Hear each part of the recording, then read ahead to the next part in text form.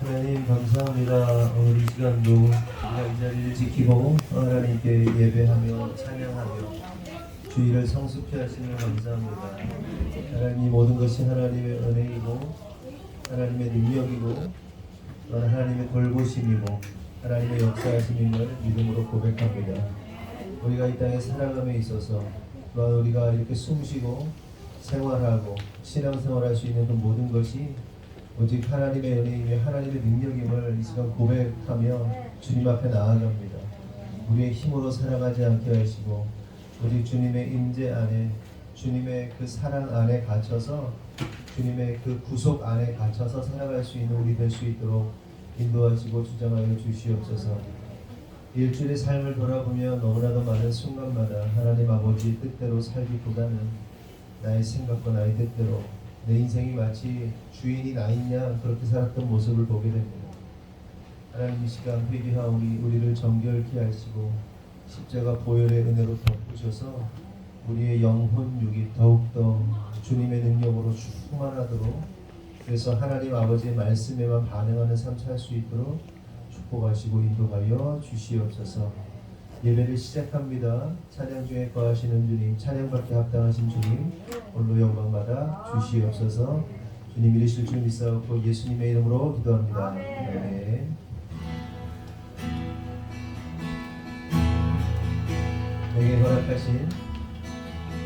내게 허락하신 시련을 통해 나의 믿음 너무 강하게 자라나고 험한 삶과 골짜기 지나는 동안 주께 더 가까이 나를 이끄시네. 내가 겪는 시험이 어렵고 힘겨워도 내 주님보다 크지 않네. 내 앞에 바다가 갈라지지 않으며 주가 나로 바다 위 걷게 하리. 나는 믿네.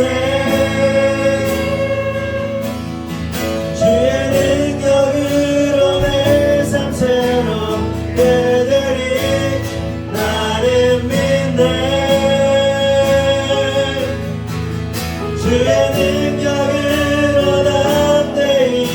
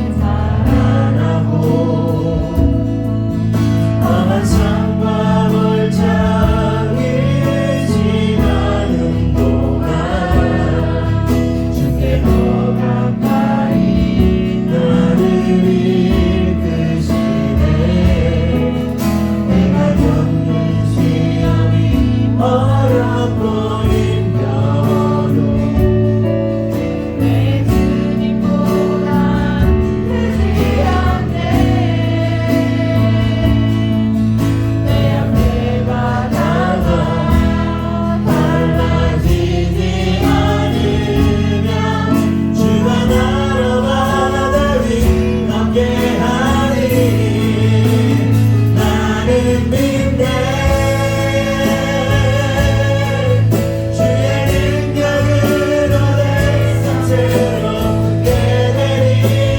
나는 믿네.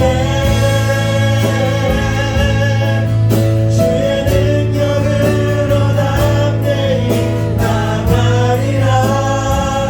주와 함께 싸워 승리하리.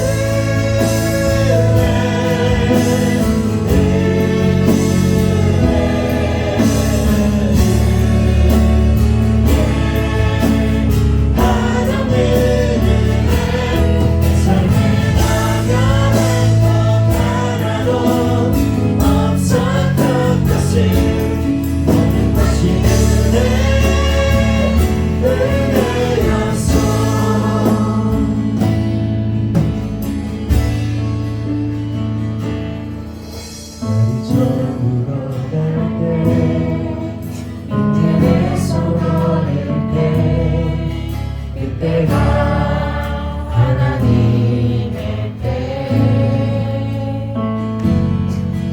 내 힘으로 안 될 때 내 손으로 걸을 때 내가 고백해 여호와 이래 주가 일하시네 주가 일하시네 주가 일하시네 주께 아끼지 않는 자에게 주가 일하시네 주가 일하시네 주를 하며 얻는 자에게 우리 모인 이곳에 주님 함께 계시네 누리네 아버지 은혜 적은 떡과 물고기 내 모든 걸 드리네 모두 고백해 여호와 이래 주가 일하시네 주가 일하시네 주가 일하시네 주께 아끼지 않는 자에게 주가 일하시네 주가 일하시네 주를 하며 얻는 자에게 주가 일하시네 주가 일하시네 주가 일하시네 주께 아끼지 않는 자에게 주가 일하시네 주가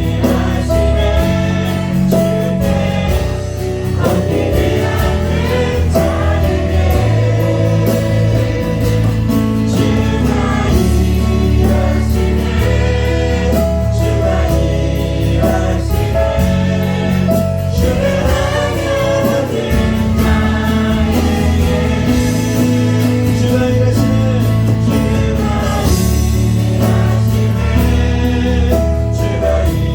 주가 일하시네 주가 일하시네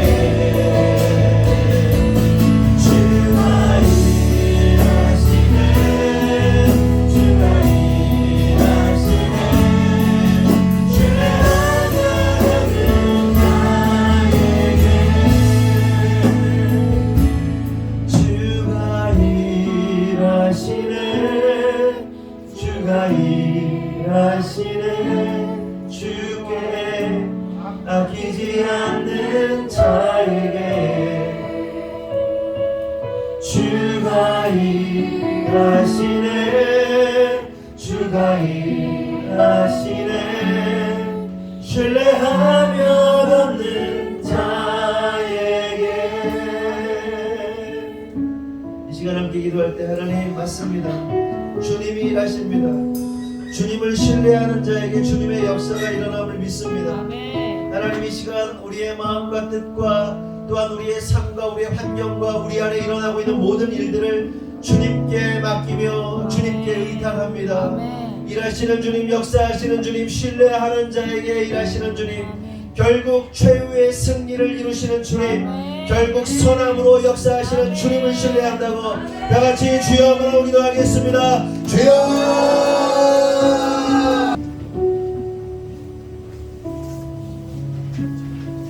할렐루야. 주 여호와의 공개하심을 오늘도 찬양합니다. 우리의 연약함마저도 사랑하시는 주님, 연약한 우리를 안아주시고 감싸주시는 주님의 날개 안에 우리가 안전하게 거하여 지난 한 주를 은혜 안에 살게 하심을 감사합니다. 지난 한 주도 우리는 주님을 의지하고 신뢰할 수밖에 없는 연약한 존재임을 다시금 깨달았습니다.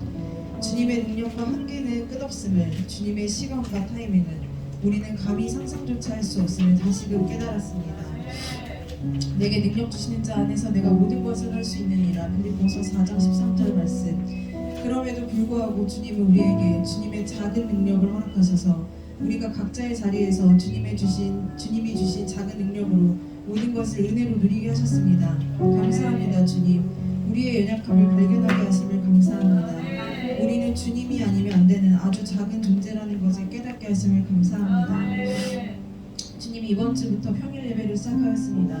우리에게 쉼을 허락하시고 그 쉼 속에서도 주님과 동행하는 삶을 살도록 허락하시고 충분한 쉼을 마치고 다시 평일 예배를 시작하게 하시고 지난 금요일 말씀을 통해 또 다른 하늘나라의 비밀과 영적 원리를 알게 하심을 감사합니다. 그리고 그 말씀대로 우리가 살기를 원하오니 주님 우리를 이끄시고 인도하여 주실 때 우리가 그 길 따라 주님 신뢰하며 나아가고자 하니 주님 우리의 눈이 어두워지지 않도록 우리의 눈을 밝혀주시옵소서. 계속해서 주님의 꿈을 쫓는 자들이 되게 하시고 그 꿈대로 사는 하늘공교의 모든 성도가 되게 하여 주시옵소서. 주님 2022년 우리에게 주신 표어 더 깊은 부르심으로 더 높은 부르심으로 라는 말씀을 우리가 늘 마음속에 새겨 그 말씀대로 살게 하여 주시옵소서. 주님과의 더 깊은 교제를 통해 주님 말씀에 늘 깨어 순종하는 삶 살게 하시고 우리가 더욱더 낮아짐으로 우리가 서 있는 그곳에서 주님을 더 높이는 주님께 영광을 돌리는 자들 되게 하여 주시옵소서. 그리하여 하늘공교의 모든 성도들이 주님께서 부어주시는 모든 축복을 온전히 받는 자들 되게 하여 주시옵소서. 늘 주님과 동행하는 삶을 통해 모든 것이 주님의 은혜임을 깨닫게 하시고 주님의 일하심에는 우연이 아닌 모든 것이 주님의 계획임을 인정하고 주님께서 우리를 얼마나 사랑하시는지 늘 깨어 알게 하여 주시옵소서. 주님 하늘공교의 모든 성도들의 건강을 책임져 주시면 감사합니다. 세상 사람들은 코로나라는 질병이 무섭고 두려워 아무것도 하려 하지 않고 크리스찬들은 예배도 포기하였습니다. 하지만 우리 하늘공교회는 주님만 신뢰하고 주님과 멀어지는 것이 더 무섭고 두려워 예배를 드려 그 자리를 지켜냈습니다. 성경 공독과 중보기도도 하였습니다. 주님 인도한 성령님의 도우심이 아니라면 우리의 힘으로는 절대 해낼 수 없습니다. 그러나 우리를 더 보호하시기 위해 지금까지 많은 위기를 잘 이겨내고 자리를 지키게 해주심을 다시 한번 감사합니다.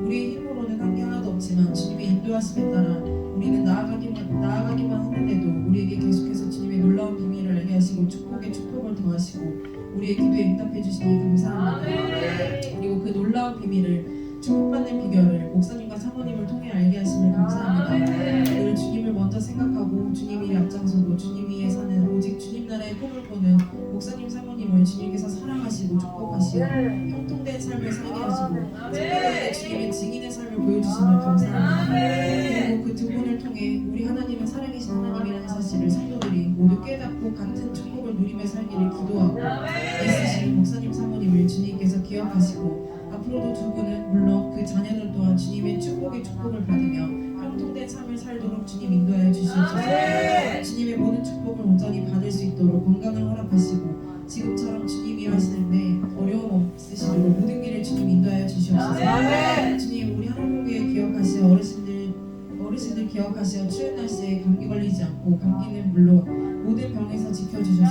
주님을 듣게 하심을 감사합니다. 날이 많이 춥고 눈도 많이 오는 겨울입니다. 빗방길에서도 넘어지지 않도록 다리에 힘주시고 어르신들이 앞으로의 계획들 주님께서 늘 함께하여 주시옵소서.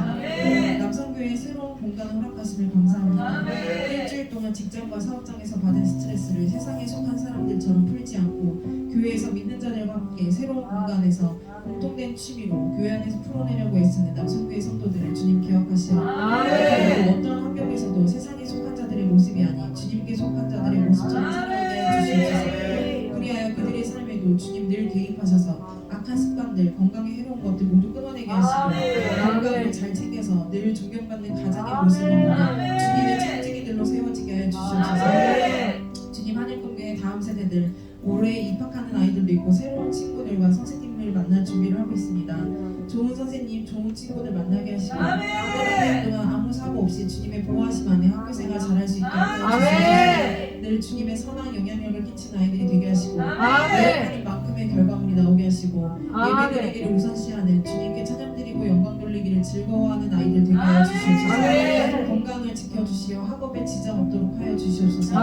지금부터 잘 공부하고 재능 발견하여 열심히 주님이 일하는 일꾼들 되게 하시고 모든 자리에서 주님께 영광 돌리는 아이들 되게 하여 주시옵소서. 주님 하늘공교회 여성교회 2월부터 시작하는 1차 기도회를 위해 지금부터 체력 키우고 스케줄 정리 잘하여 기대하며 준비하게 하여 주시옵소서. 주님께서 응답하시는 그 놀라운 경험을 올해 있을 모든 기도회를 통해 다시 한번 경험하게 하여 주시옵소서. 오늘도 목사님의 말씀을 통해 알려주시는 영적 원리들을 우리가 우리가 모두 흡수하여 삶으로 적용시키는 우리 모두가 되게 하여 주시옵소서. 오늘 하루 일과도 주님의 은혜 안에 즐겁게 하실 것을 믿고 감사합니다. 주님. 오늘도 우리를 사랑하신 주님 사랑합니다. 예수님의 이름으로 기도합니다. 아멘.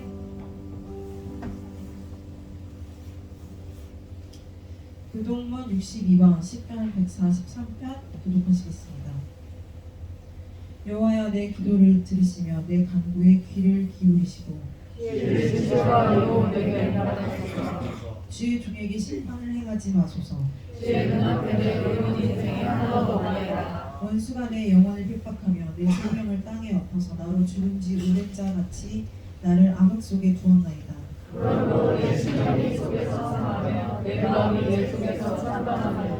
내가 옛날을 기억하고 주의 모든 행하신 것을 읊조리며 주의 손이 행하는 일을 생각하고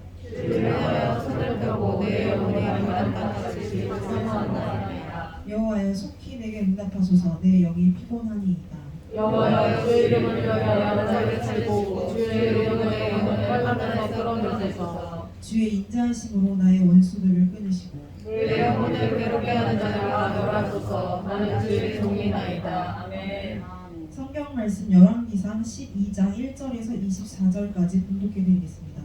르호보암이 세겜으로 갔으니 이는 온 이스라엘이 그를 왕으로 삼고자 하여 세겜에 이르렀음이더라. 느밧의 아들 여로보암이 전에 솔로몬 왕의 얼굴을 피하여 애굽으로 도망하여 있었더니 이제 그 소문을 듣고 여전히 애굽에 있는 중에 우리가 사람을 보내 그를 불렀더라. 여로보암과 이스라엘의 온 회중이 와서 르호보암에게 말하여 이르되 왕의 아버지가 우리의 멍에를 무겁게 하였으나 왕은 이제 왕의 아버지가 우리에게 시킨 고역과 매우 무거운 멍에를 가볍게 하소서. 그리하시면 우리가 왕을 섬기겠나이다. 르호보암이 대답하되 갔다가 3일 후에 다시 내게로 오라 하매 백성이 가니라. 르호보암 왕이 그의 아버지 솔로몬의 생전에 그 앞에 모셨던 노인들과 의논하여 이르되 너희는 어떻게 충고하여 이 백성에게 대답하게 하겠느냐. 대답하여 이르되 왕이 만일 오늘 이 백성을 섬기는 자가 되어 그들을 섬기고 좋은 말로 대답하여 이르시며 그들이 영원히 왕의 종이 되리이다 하나 왕이 노인들이 자문하는 것을 버리고 자기 앞에 모셔있는 자기와 함께 자라는 어린 사람들과 의논하여 이르되 너희는 어떻게 자문하여 이 백성에게 대답하게 하겠느냐. 백성이 내게 말하기를 왕의 아버지가 우리에게 매우 멍에를 가볍게 하라 하였느니라. 함께 자라는 소년들이 왕께 아뢰어 이르되 이 백성들이 왕께 아뢰기를 왕의 부친이 우리의 멍에를 무겁게 하였으나 왕은 우리를 위하여 가볍게 하라 하였은즉 왕은 대답하기를 내 새끼손가락이 내 아버지의 허리보다 굵으니 내 아버지께서 너희에게 무거운 멍에를 매게 하였으나 이제 나는 너희의 멍에를 더욱 무겁게 할지라. 내 아버는 채찍으로 너희를 징계하였으나 나는 전갈 채찍으로 너희를 징계하리라 하소서. 3일 만에 여로보암과 모든 백성이 르호보암에게 나왔으니 이는 왕이 명령하여 이르기를 3일 만에 내게로 다시 오라 하였습니다. 왕이 포악한 말로 백성에게 대답할세 노인의 자문을 버리고 어린 사람들의 자문을 따라 그들에게 말하여 이르되 내 아버지는 너희의 멍에를 무겁게 하였으나 나는 너희의 멍에를 더욱 무겁게 할지라. 내 아버지는 채찍으로 너희를 징계하였으나 나는 전갈 채찍으로 너희를 징계치하리라 하니라.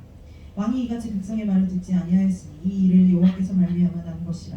여호와께서 전에 실로 사람 아히야로 느밧의 아들 여로보암에게 하신 말씀을 이루게 하시니라. 온 이스라엘이 자기들의 말을 왕이 듣지 아니함을 보고 왕에게 대답하여 이르되 우리가 다윗과 무슨 관계가 있느냐. 이 세 아들에게서 받을 유산이 없도다. 이스라엘아 너희의 장막으로 돌아가라. 다윗이여 이제 너는 내 집이나 돌아보라 하고 이스라엘이 그 장막으로 돌아가니라. 그러나 유다 성읍들에 사는 이스라엘 자손에게는 르호보암이 그들의 왕이 되었더라. 르호보암 왕이 역군의 감독 아도람을 보냈더니 온 이스라엘이 그를 돌로 쳐 죽인지라. 르호보암 왕이 급히 수레에 올라 예루살렘으로 도망하였더라. 이에 이스라엘이 다윗의 집을 배반하여 오늘까지 이르렀더라. 온 이스라엘이 여로보암이 돌아왔다 함을 듣고 사람을 보내 그를 공회로 청하여 온 이스라엘 왕으로 삼았으니 유다 지파 외에는 다윗의 집을 따르는 자가 없으니라. 르호보암이 예루살렘에 이르러 유다 온 족속과 베냐민 지파를 모으니 택한 용사가 18만 명이라. 이스라엘 족속과 싸워 나와 나라를 회복하여 솔로몬의 아들 르호보암에게 돌리려 하더니 하나님의 말씀이 하나님의 사람 스미야에게 임하여 이르시되 솔로몬의 아들 유다 왕 르호보암과 유다와 베냐민 온 족속과 또 그 남은 백성에게 말하여 이르기를 여호와의 말씀이 너희는 올라가지 말라. 너희 형제 이스라엘 자손과 싸우지 말고 각기 집으로 돌아가라. 이 일이 나로 말미암아 난 것이라 하셨다 하라 하신지라. 그들이 여호와의 말씀을 듣고 그 말씀을 따라 돌아갔더라. 아멘. 목사님께서 말씀을 이루심이라는 제목으로 말씀 좀 하시겠습니다. 원래는 계속해서 마가복음 말씀을 나눠야 되는데요. 제가 매니어를 갖다 좀 도진 것 같아요. 어지러워가지고 이게 원래 수요일 말씀인데 설교를 따로 준비하지 않고 수요일 말씀을 오늘 나누도록 하겠습니다. 어지럽지 않도록 기도해 주시기 바랍니다. 제가 지금 한 핑글핑글 돌아야 됩니다. 오늘은 말씀을 이루심이라는 제목으로 말씀 나누겠습니다. 오늘 본문의 말씀은요, 솔로몬이 죽고 나서 이스라엘이 남과 북으로 갈라지는 내용을 담고 있습니다. 특별히 오늘 말씀의 관전 포인트는 뭐냐 하면 인간의 욕망이, 한 사람의 욕망이 어떻게 나라를 분열시키고 망하게 할 수 있는가, 그리고 우리가 어떤 존재들인가, 우리의 본질적인 죄성에 대해서 좀 바라보는 것이 오늘 말씀의 포인트입니다. 여러분, 인간은 어떤 존재들이라고 생각하십니까? 우리가 항상 제가 습관처럼 그리고 세뇌시키듯이 우리는 뭐다 그러죠? 쓰레기다 이렇게 얘기를 하잖아요. 맞아요, 쓰레기예요. 우리는 쓰레기고, 특별히 다른 표현으로 말하면 인간이라는 존재는 오로지 자신의 이익과 만족을 위해서 살아가는 존재들입니다. 그래서 어떤 일을 결정할 때 그게 나한테 이익이 돼? 이익이 안 돼? 이걸로 선과 악을 판단한다는 거예요. 그러니까 이 일이 나한테 득이 되면 이걸 나는 선으로 여기고요, 이게 나한테 이득이 안 되면 악이라고 판단하는 것이 인간의 모습이라는 겁니다. 그러나 우리가 믿는 자들이 특별히 깨달아야 할 사실은 뭡니까? 선과 악은 누가 판단하시는 것이죠? 오직 하나님만이 판단하시는 거예요. 그러니까 우리가 선과 악을 판단할 수 없습니다. 그래서 선악과를 먹고 나서 가장 먼저 인간들이 하게 된 게 뭐예요? 선과 악을 판단하기 시작했다는 거죠. 여러분, 인간들이 볼 때 아무리 악이라 할지라도 하나님이 선하다 하시면 선하는 겁니다. 어떤 사람을 죽여 멸절시켜 어떤 민족들을 다 없애버려, 하나님이 그렇게 하신단 말이에요. 도륙하고 살육하고 막 없애버린단 말이에요. 인간의 관점으로 보면 악이지만 하나님 입장에서는 선이에요. 우리는 선과 악을 구별하거나 선과 악을 판단할 수 없어요. 오직 선과 악을 판단하실 분은 하나님이시라는 겁니다. 그런데 우리가 끊임없이 우리는 어떻게 합니까? 자신이 선과 악을 판단하고, 그리고 그것이 자신의 이익이 되느냐 이익이 되지 않느냐의 판단을 통해서 그것이 선하다 악하다 이렇게 판단하고 결정한다는 겁니다. 그런데 여기서 우리가 반드시 알아야 할 중요한 한 가지 사실이 있는데, 인간들이 그렇게 자신이 원하는 어떤 생각과 계획과 행동을 했을지라도 그 모든 것의 결말은 결국 하나님의, 에코 들어갔나요 저거? 하나님의 뜻대로 된다는 사실을 좀 깨달아야 됩니다. 하나님의 말씀대로 이루어지는 거예요. 어떤 사건이나 어떠한 하나님께서 이루시고자 하는 일들 속에서 우리들이 어떤 결정을 하고 온갖 일들을 해도 하나님의 계획하심이 있으면 그 일은 반드시 하나님 말씀대로, 하나님의 계획하신 대로 성취되게 되어 있다는 것입니다. 아멘이십니까? 참 우리 최근에 우리 성도들, 우리 주변에서 많은 일들이 일어나고 있습니다. 어제도 우리 경석 집사님한테 연락이 와가지고, 목사님 막 화가 나가지고요, 막 전화가 왔어요. 그러니까 이제 그 비즈니스 관계에서 이렇게 사업하는 영역에 있어서 재정이 바로 집사님이 바로 가져오는 게 아니라 이렇게 어떤 채널을 통해서, 그 공업사 채널을 통해서 이렇게 들어오거든요. 근데 이 양반이 자꾸 돈을 떼먹는 거야. 줘야 될 걸 안 주고 막 중간에 띵겨 먹고 그렇잖아요. 내가 벌었는데 내가 있어서 한 11시, 12시까지 계속 이랬다는 거거든요. 이랬는데 그 중간에 자기가 줘야 할 돈을 계약된 돈만 주면 되는데 중간에 자기 통장에 들어왔다고 돈을 빼가지고 안 주는 거야. 여러분이라면 어떻게 하겠어요? 미치고 팔짝 뛰는 거죠. 진짜 막 내 돈을 누가 갈취하는데 뻔뻔해. 내 돈 했는데 안 줘. 나 필요하다고, 내가 써야 된다고 그런데 안 줘. 이 무슨 경우입니까? 근데 집사님, 그럼에도 불구하고 일이 앞으로 어떻게 될지 모르겠지만 분명한 사실은 하나님께서 우리 집사님에게 계획이 있으시잖아요. 그렇죠? 하나님은 다 계획이 있잖아요. 그 계획하심과 역사하심을 통해서 선하게 일하실 것을 믿고 나아가면 될 것 같아요. 그렇죠? 말씀 준비하다 보니까 그런 생각이 좀 들었어요. 어쨌든 간에 인간들이 어떠한 계획 생각을 가지고 뭔가 한다 할지라도 결국은 하나님 말씀대로 된다는 거예요.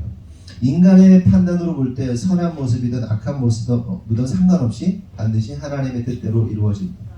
이러한 사실은 우리가 이전에 솔로몬의 범죄함, 그리고 솔로몬의 그 마지막에 결말을 통해서도 우리가 확인할 수가 있는데 오늘 본문을 통해서도 다시 한번 재차 확인할 수가 있습니다. 1절에서 4절을 보면 한번 읽어볼까요? 시작. 로보암이 세겜으로 갔으니 이들은 온 이스라엘이 그를 왕으로 삼고자 하여 세겜을 일러주이노라. 그렇지 않되 여로보암이 전에 솔로몬 왕의 얼굴을 피하여 애굽으로 도망하여 있었더니 이제 그 소문을 듣고 여전히 애굽에 있는 중에 우리가 사람을 보내 그를 불렀더라. 여로보암과 이스라엘의 모든 와서 로보암에게 말하여 이르되 왕의 아버지가 우리의 영혼을 무겁게 하였으나 왕은 이제 왕의 아버지가 우리에게 지고 있도록 왕은 매우 무거운 멍에를 가볍게 하소서. 그래야지나 우리가 왕을 섬기겠나이다. 네.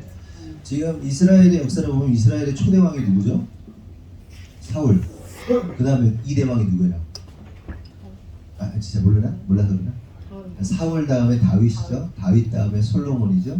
솔로몬이 죽었어요. 솔로몬 다음에 르호보암이 왕이 된 겁니다. 그런데 주목할 사실은 여기서 주목할 사실 방금 읽은 말씀을 통해서 알 수 있는 사실이 뭐냐면 백성들이 르호보암을 세겜으로 불러서 왕으로 삼고자 하였다는 겁니다. 그러면 궁금한 것은 왜 백성들이 르호보암을 세겜으로 불렀을까요? 당시 수도는 예루살렘이잖아요. 그렇죠? 사울 때부터 사울, 다윗, 그리고 솔로몬까지 솔로몬 성전이 예루살렘까지 그 수도가 쭉 있는데 세겜 지역으로 그쪽 지역 사람들이 세겜 지역으로 불러서 왕으로 삼으려 했다 이렇게 말하는 겁니다. 왜 그랬을까 하는 겁니다. 이유를 좀 설명을 드리면 세겜 지역은 어디냐면 이스라엘이 나중에 이제 지금 수도는 예루살렘이고요. 나중에 지금 요 시점부터 남과 북으로 갈리게 되거든요. 남유다의 수도는 그대로 예루살렘이 되는 거고요. 북이스라엘의 수도는 세겜이 됩니다. 세겜. 남과 북으로 갈라질 때 그 북이스라엘의 수도가 세겜이 돼요. 그러니까 세겜 지역 사람들은 어떤 사람들이냐 하면 이스라엘의 12지파가 있잖아요. 12지파들이 보면 예루살렘 지역을 거점에서 가까이 사는 지역 그 부족들이 12지파 중에 지파들도 있고 좀 변방 사람들도 있을 거 아닙니까? 근데 세겜 지역 사람들은 특별히 변방 지역에 북쪽의 변방 지역에 사는 사람들이고 비주류라고 할 수 있습니다. 그러니까 중앙 정부로부터 멀어져 있으니까 관심받지 못하고 그리고 외면당하고 있는 사람들이에요. 그러니까 오늘날로 말하면 예루살렘은 서울이고요. 세겜은 뭐 부산쯤 되겠죠. 부산쯤 된다고 보시면 됩니다. 그러니까 왕을 세겜으로 불러서 왕으로 세우려 했다는 말은 서울에 있는 르호보암 왕을 불러서 부산으로 불러서 왕으로 세우려 했다는 말과 동일한 겁니다. 그러면 생각해 볼 것은 왜 세겜에 있는 백성들이 이러한 일을 하려고 한 것일까 하는 겁니다. 첫 번째는 자신들이 변방에 살고 있기 때문에 그 왕의 관심, 그 중앙정부의 관심과 사랑과 인정을 받기 위해서 그러니까 우리가 당신 좀 지지해 줄 테니까 자신들에게도 신경 좀 써주고 관심 좀 달라는 의미로 보시면 되는 거예요. 좀 와서 당신이 오시면 우리 왕으로 제대로 추대하겠다. 우리 좀 알아달라 이런 겁니다. 그래서 우리나라도 그렇잖아요. 지역 갈등도 있고 지역 불균형, 뭐 발전 불균형이 일어나고 뭐 그러잖아요. 그래서 뭐 이런 게 지역 갈등이 있는 것처럼 그 지역 사람들이 자기들 좀 중앙 정부에 재정도 좀 투자해주고 좀 뭐 여러 가지 관심도 좀 가져주고 이렇게 해달라고 이렇게 불렀다고 보시면 되고요. 둘째 이유는 솔로몬 왕 때부터 이제 세금이 굉장히 막대한 세금이 징수되기 시작했습니다. 근데 특별히 이 외부 지역 사람들에게 더 했다는 거예요. 그 가까운 지역에 중앙 예루살렘 근처보다는 외부 지역 사람들에게 더욱더 과도한 세금과 고역을 시켰는데 이제 좀 왕이 바뀌었으니까 솔로몬 때 걷던 그 세금을 좀 고역 그리고 자기 노동을 해야 되잖아요. 고역을 좀 줄여달라. 그러면 당신을 진정한 왕으로 섬기겠다는 의미로서 세겜으로 이제 불렀던 겁니다. 그런데 여기서 우리가 이제 한 가지 주목할 사실은 뭐냐면 세겜 지역 사람들이 이러한 일을 준비하는 데 있어서 가장 중심이 된 인물이 누구냐 하면 여로보암입니다. 여로보암이 나중에 북이스라엘의 왕이 돼요. 그러니까 남유다의 솔로몬의 아들인 르호보암, 뒤에 보암이 똑같아요. 르호보암이 왕이 세워져 있는 상태였고, 우리 좀 고역을 좀 줄여주고 세금도 좀 줄여주고 우리 좀 관심 좀 가다 달라라고 이제 북이스라엘 사람들, 북쪽 지역 사람들이 이렇게 규합이 돼가지고 일을 꾸미는 데 있어서 여로보암이라는 사람이 중심에 있었다는 거예요. 중심에. 그리고 이 사람이 나중에 북이스라엘의 왕이 됩니다. 르호보암과 여로보암으로 왕이 쫙 갈리게 되는 거예요. 우리나라 역사로 좀 설명을 하면 쉽겠죠. 조선시대 마지막 왕이 고종의 아들인 순종이잖아요. 조선이 27대로 끝납니다. 그러면서 좀 이렇게 정체기를 겪다가 격동의 세월 속에서 남과 북으로 딱 갈라지잖아요. 그러니까 북쪽에 김일성이 주석이 되는 왕이 되는 거고, 이쪽에 뭐가 되는 거죠? 예, 대한민국이 태어나는 거죠. 이승만이. 그런데 이제 북한은 어떤 나라입니까? 북조선이라고 그러잖아요. 조선의 역사를 이어받은 자기가 북조선이다. 그러니까 북한은요 왕정 국가입니다. 사실은 조선이라는 이름을 받은 거고, 조선의 사상, 조선의 세계관을 그대로 받고 있는 나라죠. 조선에 대해서는 얘기는 더 하지 않겠습니다. 우리가 생각하는 조선은 아름답지만 실제 조선은 전혀 그렇지 않다. 다시 본론으로 돌아가서, 그렇게 이 여로보암이 어떤 이력이 있는가 하면, 여로보암, 북이스라엘의 왕이 되는 여로보암이 누구냐면 솔로몬 시대에 솔로몬을 암살하려고 죽이려고 했던 사람입니다. 왕을 죽이면 돼야 안 돼요? 안 되죠. 하나님 다윗의 언약에 의해서 왕이 계속 왕위가 이어지고 있는데 솔로몬을 죽이면 안 되는데 여로보암이 솔로몬을 죽이려고 했기 때문에 그가 결국 쫓겨서 애굽에 망명을 했던 겁니다. 망명. 그런데 이제 솔로몬이 죽었으니까 고국으로도 돌아와도 되니까 이제 돌아온 겁니다. 그러니까 그 여로보암의 포지션을 보면 마치 이런 겁니다. 우리나라가 민주화 운동을 하다가 해외로 도피했다가 돌아온, 망명했다가 돌아온 그런 민주 투사증, 이렇게 보면 될 겁니다. 그런 사람이에요. 그렇게 여로보암과 변방의 이스라엘 백성들이 르호보암 왕에게 자신의 요구를 들어줄 것을 이제 요구하게 되고, 당신이 우리의 요구를 들어주면 당신을 분명한 왕으로, 진정한 왕으로 인정하겠다라는 의도로 이제 세겜으로 이제 불렀던 거죠. 그런데 여기서 우리가 알아야 할 사실은 그들의 이러한 행위, 이러한 거래, 이러한 딜, 이러한 요구, 이런 것들이 사실은 하나님께서 약속하신 다윗에게 약속하신 그 왕위에 대한 언약을 거부하는 행위라는 거예요. 다시 말해서 르호보암은 다윗의 언약을 통해서 왕이 된 사람이기 때문에 세겜 사람들의 요구를 들어주지 않든 간에 그것과 상관없이 왕으로 인정받아야만 하는 사람입니다. 그러니까 하나님께서 다윗에게 언약을 했단 말이에요. 너와 네 자손. 그래서 너의 하나님과 다윗이 언약을 통해서 그걸 다윗 언약이라고 하거든요. 다윗의 언약을 통해서 그 왕위가 영원토록 이어지게 하겠다는 하나님의 약속이 있었단 말이에요. 그러면 르호보암도, 솔로몬의 아들인 르호보암도 그냥 왕이 되는 게 당연한 거예요. 무조건 왕으로 인정을 해야 돼요. 그런데 세겜 사람들이 뭐라는 거예요? 여로보암 뭐라는 거예요? 우리 거래하자. 우리 소원 들어주면 나 왕으로 인정할게. 근데 소원 안 들어주면 왕으로 인정 안 해. 이 얘기잖아요. 그건 결국 뭐예요? 하나님과 다윗과의 언약을 파기하는 것이고 인정하지 않겠다는 말입니다. 물론 그들이 세금을 좀 줄여 달라는 건 이해가 되죠. 과도한 세금을 물으면 우리도 그렇잖아요. 지금 막 나라 돌아가는 꼴 보면 집을 구할 수도 없고 살 수도 없고 1년 만에 다 아파트 값이, 전세 값이 막 1억씩 올라가 버리고, 막 집 있는 사람은 좋을지 모르겠지만 얼마나 어려운 상황이고, 세금 좀 줄여달라. 지금 또 정책들 내놓는 거 보면 있는 사람들 거 다 뺏어가지고 없는 사람들 주겠다는 정책들, 막 그런 거, 그 대선 후보들이 막 그런 거 하는 거잖아요. 참 답답하게 그지없습니다. 그러니까 북한이면 오히려 괜찮겠죠. 자유민주주의 국가에서 그런 거는 아닌데, 북한으로 가면 되는데, 그렇죠? 북한 가서 살면 되는데. 어디까지 얘기했냐? 세금 줄여달라는 마음은 이해가 돼요. 하지만 하지만 우리가 알아야 할 사실은 뭐냐면 솔로몬 당시에 그 성전을 짓느라고 얼마나 많은 세금을 냈습니까? 그런데 그럼에도 불구하고 성경은 뭐라고 기록하고 있냐면 놀랍게도 성경은 백성들이 하나님의 은혜와 기쁨이 충만했다, 원만 불평이 없었다라고 말합니다. 그런데 어디서부터 문제가 된 거예요?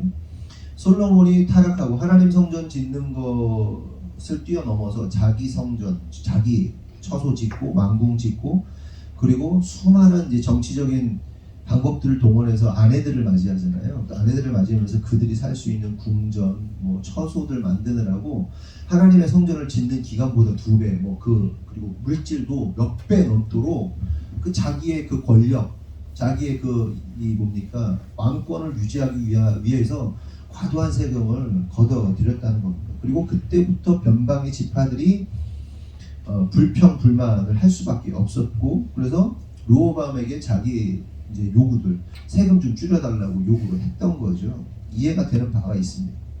하지만 그럼에도 불구하고 분명한 사실은 뭐냐면 이것과 상관없이 르호보암을 왕으로 인정하는 문제는 좀 다른 문제예요. 왜냐면 이건 하나님의 언약과 관련된 거기 때문에 만약에 르호보암이 우리의 거래를 들어주지 않는다 하여도 왕으로는 인정해야 되는 거예요.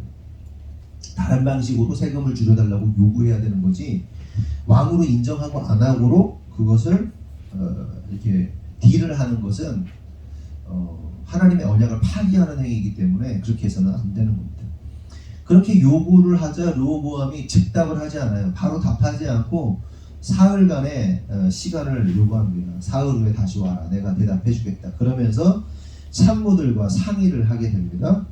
5절에서 11절을 보면 르호보암이 대답하되 갔다가 3일 후에 다시 내게로 오라 하매 백성이 가니라. 르호보암 왕이 그의 아버지 솔로몬의 생전에 그 앞에 모셨던 노인들과 의논하여 이르되 너희는 어떻게 충고하여 이 백성에게 대답하게 하겠느냐? 대답하여 이르되 왕이 만약 오늘 이 백성을 섬기는 자가 되어 그들을 섬기고 좋은 말로 대답하여 이르시면 그들이 영원히 왕의 종이 되리이다 하나, 왕이 노인들이 자문하는 것을 버리고 자기 앞에 모셔있는 자기와 함께 자라난 어린 사람들과 의논하여 이르되 너희는 어떻게 자문하여 이 백성에게 대답하게 하겠느냐? 백성이 내게 말하기를 왕의 아버지가 우리에게 매우 멍에를 가볍게 하라 하였으나 함께 자라난 소년들이 왕께 아뢰어 이르되 이 백성들이 왕께 아뢰기를 왕의 부친이 우리의 멍에를 가볍게 하였으나 왕은 우리를 위하여 가볍게 하라 하였은즉 왕은 대답하기를 내 새끼손가락이 내 아버지의 허리보다 굵으니 내 아버지께서 너희에게 무거운 멍에를 매게 하였으나 이제 나는 너희의 멍에를 더욱 무겁게 할지라. 내 아버지는 채찍으로 너희를 징계하였으나 나는 전갈 채찍으로 너희를 징계하리라 하소서. 르호보암 왕이 이제 두 부류의 자문단에게 묻는 겁니다. 그래서 첫 번째 자문을 구했던 부류가 누굽니까? 아버지 솔로몬의 참모들이었던 노인들에게 묻습니다. 그러자 노인들이 뭐라고 그래요? 당신은 백성들을 섬기는 왕이 되어야 합니다. 이렇게 말합니다. 참 지혜로운 거죠. 그러면 백성들이 오히려 당신을 섬기는 종이 될 겁니다 라는 아주 현명한 충언을 하게 됩니다. 실제로 그렇잖아요. 여러분, 리더가 낮아지면, 리더가 섬기면 어떻게 됩니까? 따르는 자들이, 팔로워들이 오히려 스스로 종이 되어 섬기게 되어 있는 겁니다. 그러면서 거룩한 선순환이 일어나는 거예요. 내가 섬기면 상대도 섬기게 되어 있어요. 물론 간혹 양심에 화인 맞은 자들이 있습니다. 그 섬김을 이용해 먹는 자들이 있어요. 그렇죠? 근데 그건 하나님께 맡겨야 돼요. 기도해야 돼요. 하나님, 나 속상해요, 억울해요. 저 자식을 죽이든지 살리든지 돌아오게 하든지, 하나님 특별한 방법으로 교통사고가 나게 하든지, 그래서 어떻게 해서 하나님께 돌아오든지 아니면 심판받게 해달라고, 그렇게 기도해도 상관없어요. 저주 아니에요. 하나님의 방식으로 해달라고 해요. 내 속마음은 진짜 해고 싶은데 하나님이 알아서 해달라고. 네? 상관없어요.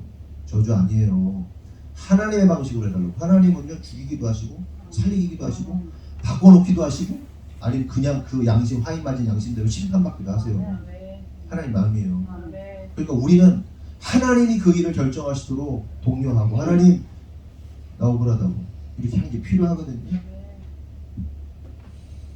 목사가 성도를 섬기면 성도는 또 목사를 섬기게 되는 거예요. 당연한 거죠.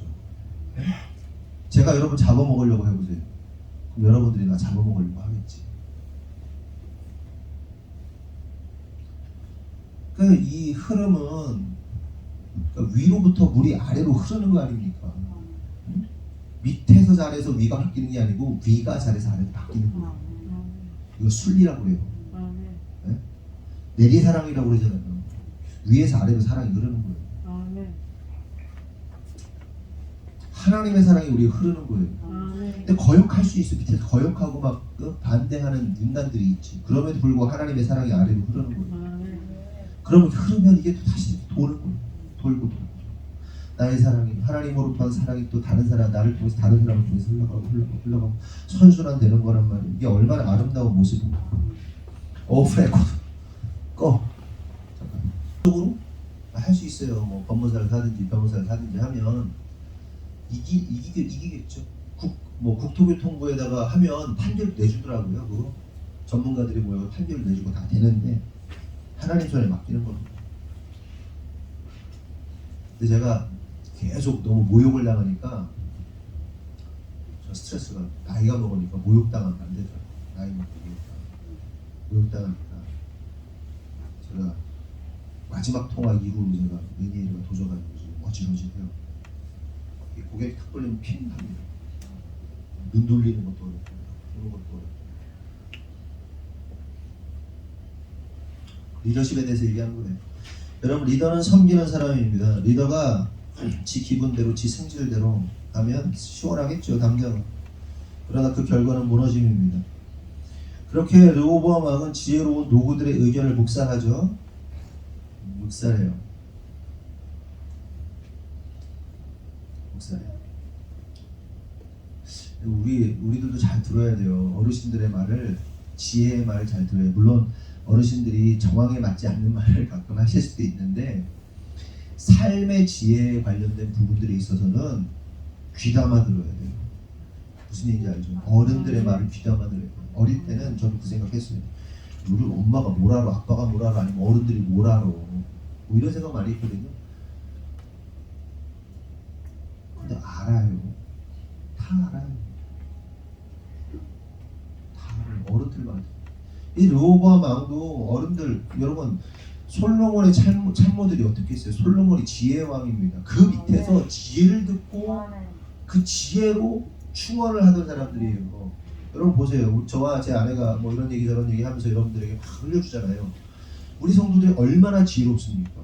지혜의 갭이 성도들 안에도 굉장합니다. 지혜의 갭의 차이가 들은 만큼, 들은 사람과 듣지 않은 사람.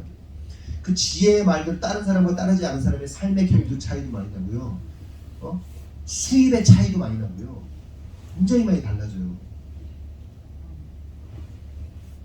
성도들이 그렇게 그 얘기 듣고도 지혜로운데 지혜의 왕이었던 솔로몬과 함께 상의하며 말하던 깜짝깜짝 놀라면서 그 하나님의 방식과 물론 타락했지만 그 전에 그 지혜가 임한 솔로몬의 그 메시지와 함께했던 토론했던 참모들이 얼마나 지혜롭겠는가. 근데 묵살해버리고 그리고 누구의 말을 듣습니까? 자기와 함께 자란 자들의 말을 듣습니다. 르호보암이 왜 묵살했을까요? 왕이 뭐죠? 왕이? 경모야, 너 왕이 뭐라고 생각하니? 뭐하는 자리예요? 왕이 뭐하는? 나라를 어떤 마음으로 다스려야 될까? 선한 마음으로? 그렇지. 왕은 섬기는 자리잖아요. 세우는 자리잖아요. 사람들을 세우는 자리예요. 세상의 리더십 권력의 방향은 이렇게 피라미드잖아요. 그 정점에 왕이 대빵이 있는 거 아닙니까? 그러나 우리 믿는 자들의 리더십은 역삼각형이죠. 우리 어깨 위에 세우는 거예요. 그 리더십이 세우는 거예요.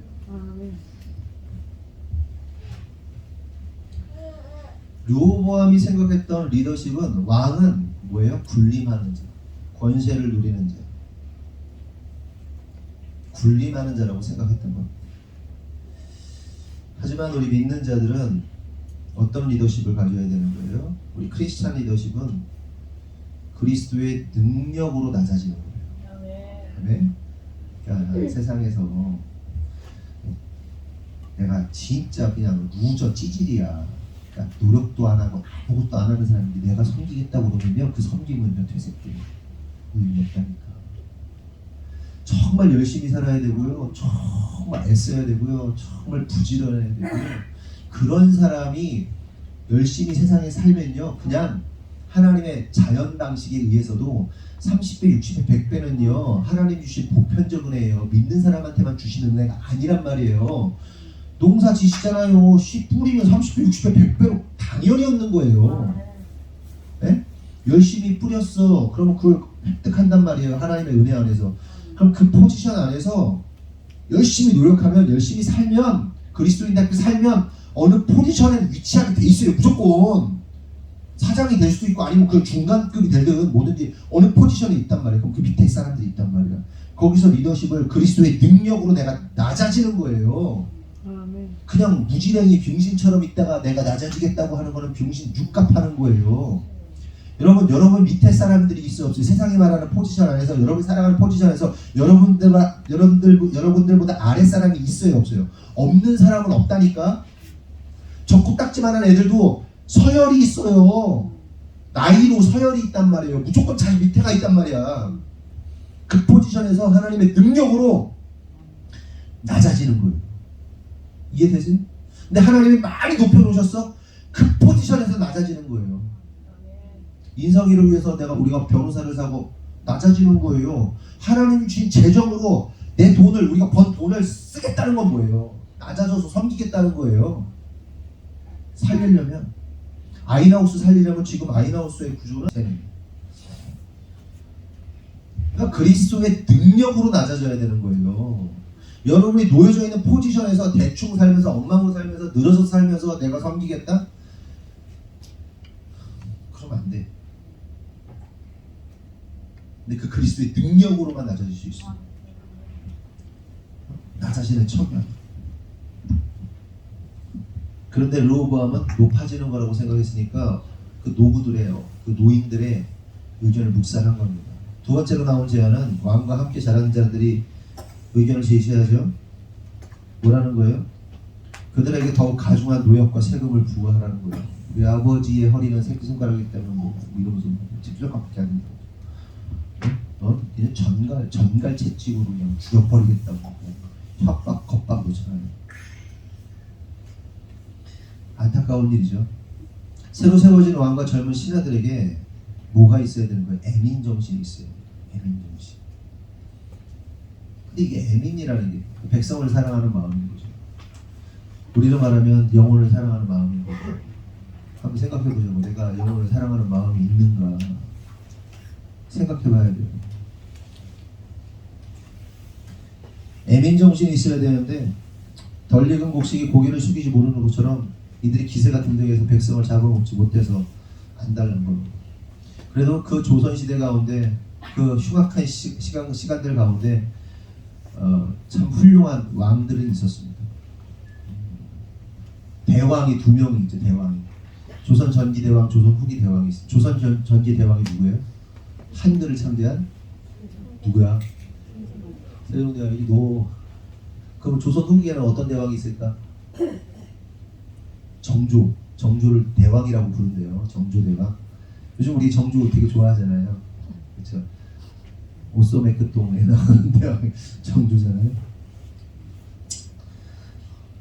한글 창제에서 뭐 세종대왕은 대왕이고, 정조는 애민 정신이 뛰어나서 그 드라마 마지막에도 어떤 노부가 죽으러 앉아가지고 내 살면서 몇 명의 왕을 모셨는데 지금과 같은 태평생들은 못 봤다고 그러잖아요. 치국평천. 그 어느 때보다 나라가 평안했다는 거. 근데 48세에 죽었어요. 그 대왕이 너무 일찍 죽었어요. 너무 일찍 죽었는데 이제 왜 죽었냐? 죽음의 사인을 뭐라고 얘기하냐면 독살당했다 이렇게 얘기를 합니다. 왜 독살당했냐면 노비 해방을 시키려고 했어요. 노비를 죽여야죠. 기득권 세력에서 죽여야죠. 근데 우리 안에 이 애민 사상, 킹십, 왕의 통치를 인정하고 또한 우리가 왕 같은 제사장으로서 그 왕의 리더십을 가져야 되는 거예요. 우리가 하나님께서 우리를 택하신 족속이 왕 같은 제사장으로 부르셨잖아요. 아멘이시죠? 왕, 우리는 왕이에요. 우리가 생각하는 나라는 국가 단위의 나라일 수도 있지만 우리가 속해 있는 공간이 나라란 말이에요. 통치가 있는 곳이 왕이란 말이에요. 우리의 영향력 아래 통치를 받고 있는 사람들이 백성인 거예요. 왕이에요. 근데 왕은 왕 같으면서 제사장이래요. 제사장은 뭐죠? 다른 사람을 대신해서 죽는 게 제사장이잖아요. 다른 사람의 죄를 나의 죄로 여기고 죽는 게 제사장이잖아요. 그러니까 리더들은 회사에서 사장이든 아니면 사장이 아니고 뭐 중간 단이라도 그 밑에 자기가 맡겨진 사람이 있으면 되게 왕의 권세를 가지고 제사장으로서 다른 사람의 잘못과 다른 사람의 죄를 나의 죄로 여기고 하나님께 올려드리는 삶을 살아야 되는 게 킹십이고 왕이고 왕 같은 제사장이란 말이에요. 이것이 우리에게 있어야 된다는 겁니다. 다시 본론으로 돌아와서 그러면 여기서 르호보암이 누구의 제안을 받아들였을까요? 당연히 이 젊은 애송이들을 말 듣게 되는 거죠.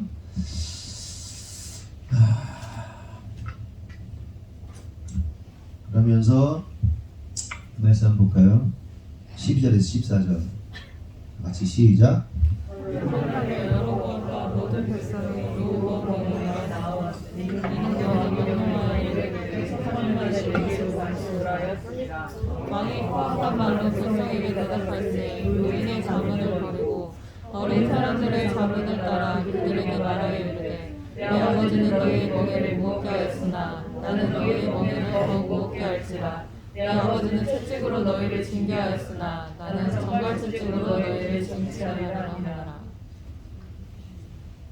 네, 여기까지. 근데 15절 제가 할게요. 왕이 이같이 백성의 말을 듣지 아니하였으니 이 일은 여호와께로 말미암아 난 것이라. 여호와께서 전에 실로 사람 아이야로 느밧의 아들 여로보암에게 하신 말씀을 이루게 하십니다.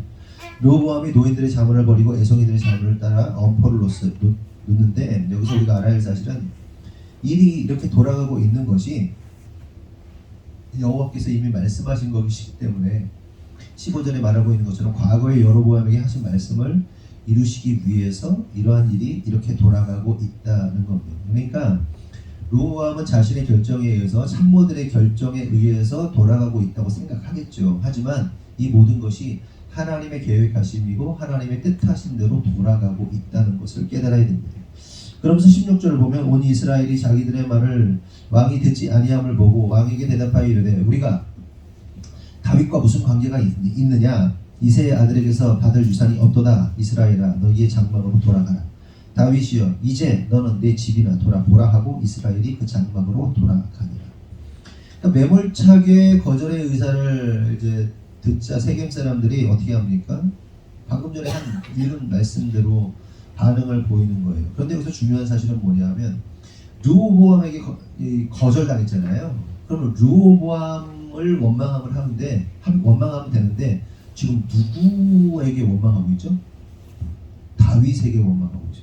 그리고 그 아버지 이새까지 원망하고 있다는 거예요. 그러니까 이 말은 르호보암과 솔로몬과 다윗 전체 그리고 하나님의 언약, 하나님과 다윗의 언약 전체를 부인하고 있는 거예요. 왜냐하면 부인하고 있는데 왜 지금 부인하고 있는 거예요? 뭐 때문에? 자기 뜻대로 안 된다고, 자기 이해 타산에 맞지 않는다고, 자기에게 손해가 된다고 다윗의 언약까지 부인하고 있는 겁니다. 이것이 인간의 탐욕의 모습이죠. 지 승질대로 안 되면 하나님도 부정해버리는 것이 인간의 모습입니다. 김용희 성사님 어제 또 제가 영상을 보는데 또 그거 뜨더라고요. 그 미국에 있었던 장로님, 명망 높은 장로님이 정말 교회와 막 한인 사회에서 막 인정받고 그랬던 장로님이 암이 턱하고 걸렸는데 불치 이제 나올 수 없는 상황이 된 거예요. 그래서 목사님이 신방을 하더니 예수 보고 다 필요 없어 하면서 쫓아내고서는 며칠 있다 죽었다는 거 아니에요. 안 걸리면 예수 부인하는 겁니까? 내가 사업 망하면 예수 부인하는 거예요? 은혜를 모르고 그래요. 저나 제 아내가 끊임없이 하는 얘기가 뭐예요? 하나님 여기까지만 하라면 여기까지만 할게요. 공부방 여기까지만 하라면 여기까지 할게요. 학원 여기까지 하라면 학원은 좀 딸린 식구들이 있어가지고 좀 그런데 여기까지 하라면 할게요. 네? 언제든지 하나님 그만하라고 하면 할게요. 그 고백을 한단 말이에요. 뭐가 중요해? 하나님 그만하라면 그만해야지. 그럼 사업 망하면 예수 부인하고 자기 목숨 잃으면 목숨을 뭐좀 타격이 오고 생명에 좀 문제가 생기고 하나님 부인하고 어지러운 게요 되게 힘들어요. 여기서는 계속 이렇게 울컥울컥 이렇게 토나올 것처럼 계속 여기가 그렇고요 멍해요. 눕고 일어설 때마다 머리 숙일 때마다 어지러워 쓰러질 것 같아요. 하나님 원망해야지. 하나님 내가 열심히 사역하고 뭐 열심히 공부하고 해야 되고 목회도 해야 되고 이제 주중 예배도 이제 시작했는데 하나님 해주시고 그래야 된다. 해야 되는 거 아니에요? 무슨 상관이야 그게? 하나님께 받은 은혜가 너무 큰데 뭐 이게 뭐가 중요해? 이게 타산 안 맞으니까 하나님 언약 무시해버리는 거예요 이 북이스라엘 사람들이. 근데 우리들도 그런 정도의 신앙, 사실은 그런 정도의 건 신앙이 아니에요. 그동안 연기한 거지. 자기 조금 안 좋다고, 자기 병 좀 걸렸다고, 자기 어려움 좀 당했다고 하나님을 원망하는 신앙은 신앙이 아니에요. 진짜 하나님의 나를 구원하신 하나님의 은혜를 모르는 거예요. 주님의 은혜를 알면 원망할 수 없어요. 불평할 수 없어요.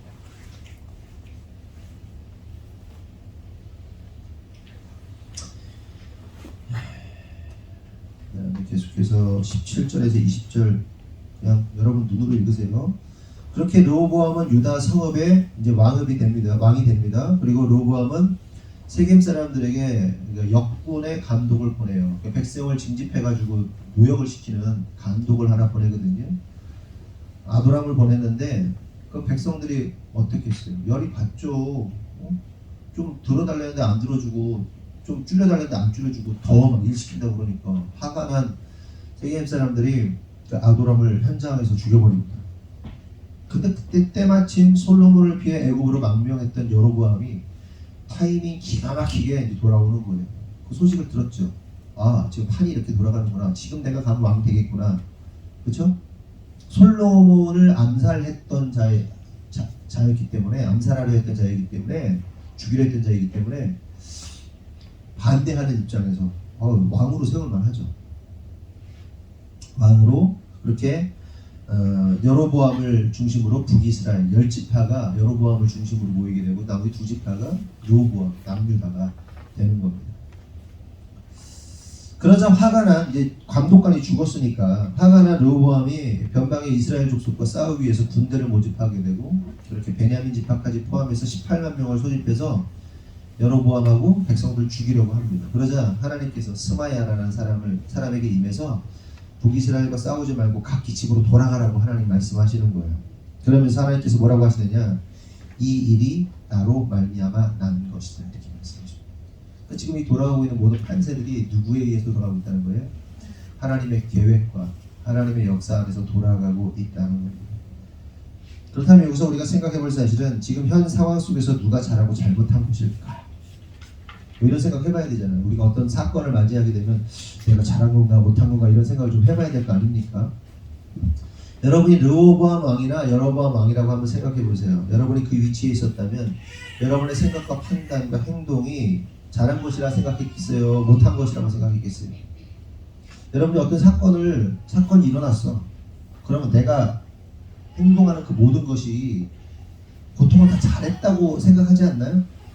잘하는 것이라고 생각하지 않아요? 그러니까 저하고 집주인하고 문제가 생겼을 때 변호사를 사려고 했어요. 그러니까 법무사만 사도 된다고 하더라고요. 법무사에서. 변호사까지 안 사도 법무사에서 다 해결됩니다. 그 얘기를 하더라고. 법으로 해결할 수 있죠. 제가 그 결정을 했다고 한다면 저도 당위성 있게 제가 맞다고 생각했을 거예요. 근데 그 시점에 제가 이 설교를 준비하고 있었는데 근데 가만히 하나님이 그냥 이렇게 제 마음 가운데 주시는 것은 당하는 거예요. 당하는 거였어요. 그 사람의 뜻을 따르고 당하는 걸 선택한 겁니다. 저는 그것이 맞다고 생각해요. 근데 제가 만약에 변호사를 사서 그 사람과 싸우는 그 상황이 됐다 할지라도 그것도 잘한 거라고 생각했겠죠. 사람이 그랬잖아요. 자기 이익에 맞으면 자기에게 그것이 이익이 된다 생각하는 걸 선하다고 생각하잖아요. 사람이란 존재가. 여로보암이나 르호보암이나 다 자기 생각 맞다고 생각했을 거고 자기가 하는 결정이 아주 당위성 있고 신앙적 결정이고 옳은 것이다라고 생각했을 겁니다. 하지만 이 모든 것을 통해서 깨달을 사실은 결국 이들의 무언가를 선택하고 결정했던 이유는 뭐냐? 하나님의 선하신 건 상관없어요. 자기 이익이에요. 자기에게 이익이 되기 때문에 옳다고 생각하고 선하다고 생각하고 그렇게 행동했다는 겁니다. 그게 오늘날 모든 사람들이 생각하는 방식이고요. 그리스도인들조차도 그렇게 생각을 합니다. 그리고 예수님의 제자들도 그랬죠. 마태복음 20장 20절에서 28절 읽진 않겠지만 당신의 나라가 임하면 나는 오른쪽에 왼쪽에 막 어머니까지 나서가지고 막 그냥 앉혀달라고 막 난리가 나고 제자들끼리 싸우고 뭐 이런 장면이 나오잖아요. 여기서 우리가 깨달을 사실은 뭡니까? 제자들의 이러한 모습이 르호보암과 여로보암의 모습이고 오늘날 수많은 그리스도인들의 모습이라는 거예요. 여러분 진짜 왕은 어떤 사람입니까? 아까도 말씀드렸지만 백성을 위해 자신을 희생하는 사람이 진짜 왕입니다. 그리고 진짜 그 왕 되신 분이 누구세요? 예수님입니다.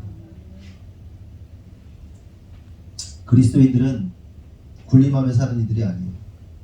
그리스도인들은 십자가를 지고 다른 이들을 품고 대신 매맞고 대신 싸우고 대신 고통당하는 자들 그리스도인입니다. 이것이 바로 그리스도인의 리더십이고 왕같은 제사장의 모습입니다. 그런 말씀 마칩니다. 저와 여러분이 나의 만족과 유익을 위해 살고 또한 싸우는 자가 되지 않기를 바랍니다. 오직 주를 위해 싸우고 주를 위해 죽는 분들이 되기를 예수님의 이름으로 축원합니다. 기도하겠습니다. 하나님 감사합니다. 오늘 말씀을 통해서 깨닫습니다. 하나님의 말씀은 반드시 이루어집니다. 목사님 제 자신부터 우리 성도들 개개인 그들 사업과 직장 그들 속해 있는 모든 공동체 안에서 반드시 하나님의 말씀이 이루어지실 거라 믿습니다. 다만 우리가 할 수 있는 것은 하나님의 뜻을 알아서 하나님의 뜻을 응원하고 하나님의 뜻을 또한 칭찬하고 하나님의 뜻대로 되어지기를 바라는 마음으로 기도하는 것 외에는 없다는 사실을 깨닫습니다. 하나님 우리 성도들의 삶 가운데 또 이 자리에 있는 모든 성도들의 삶 가운데 여러 가지 문제들과 갈등과 또 해결해야 할 일들이 많은 줄 압니다. 하나님 간절히 기도하오니 하나님의 방법으로 하나님의 역사로 하나님의 언약으로만 그 일들이 성취되도록 축복하여 주시옵소서. 그 과정에서 참으로 기다리기 어렵고 마음이 상하고 속이 상하고 힘든 과정이 있지만 그럼에도 불구하고 하나님은 역사하시고 일하시고 반드시 승리하실 것을 우리가 믿사오니 주님 기다림으로 끝까지 견디며 주님의 승리를 바라볼 수 있도록 인도하여 주시옵소서.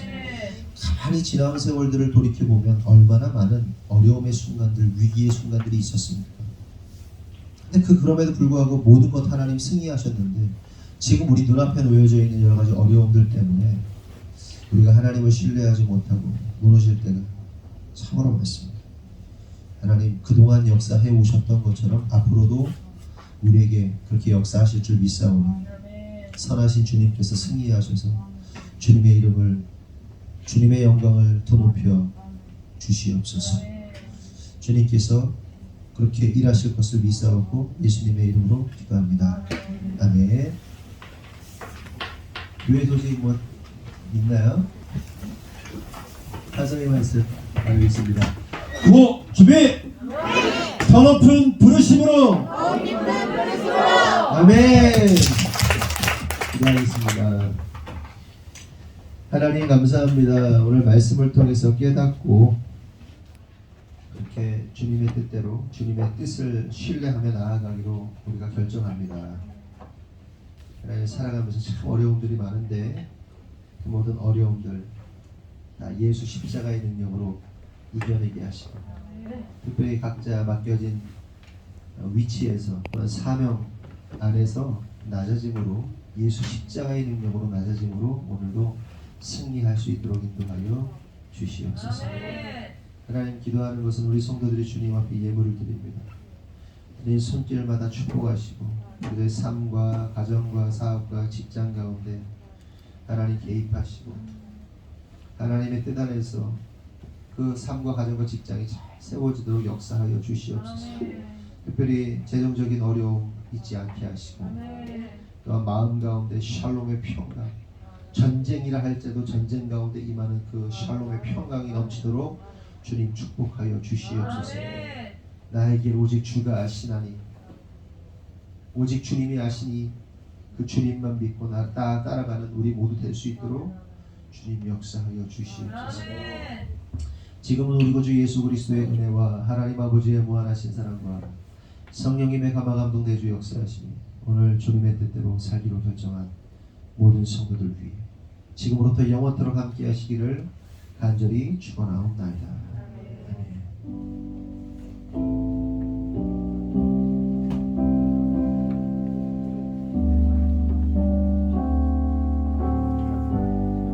다시 한번 하나님께 영광을 박수 올리겠습니다.